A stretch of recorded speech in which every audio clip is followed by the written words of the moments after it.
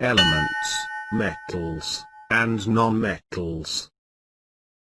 You have learnt, in the previous class that, in a chemical reaction, new substances are formed, which are different from those which underwent the reaction. Copper sulfate reacts with zinc to give zinc sulfate and copper.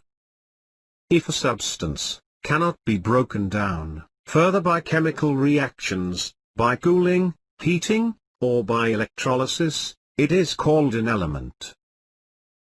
For example, copper, in the above reaction, is an element. The smallest unit of an element is atom. The atom of an element remains unaffected by physical changes in the element. For example, an atom of liquid sulfur would be exactly the same as the atom of solid or vapor sulfur. There are 94 naturally occurring elements. The elements can be classified as metals, non-metals, and metalloids.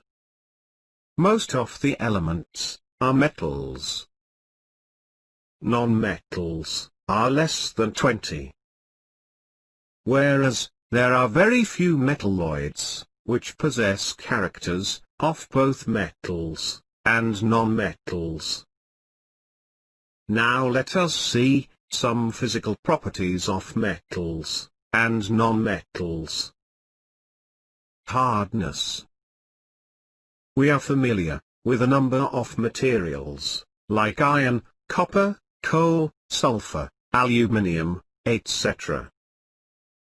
We can observe that metals like iron, copper, and aluminium are hard, whereas non-metals, like coal and sulfur, are not very hard. But there are some exceptions. Metals like sodium and potassium are soft, and can be cut by a knife. And mercury is the only metal which is found in liquid state at room temperature. Now let us observe the appearance of metals and non-metals. We find that these metals have shiny appearance, whereas the non-metals are dull. One more physical property of metals is they are sonorous. This is Kevin. He drops a metal coin on the floor. On striking the ground, it produces a ringing sound. But, when he drops a piece of coal, it produces a different sound.